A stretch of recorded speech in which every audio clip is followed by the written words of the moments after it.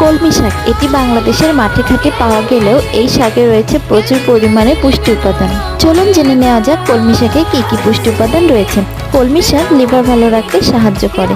এই শাকে প্রচুর পরিমাণে বেটা ক্যারোটিন রয়েছে। এই শাক খেলে ক্যান্সারের মতো মরণঘাতী রোগের হাত থেকে সুরক্ষিত থাকা যায়।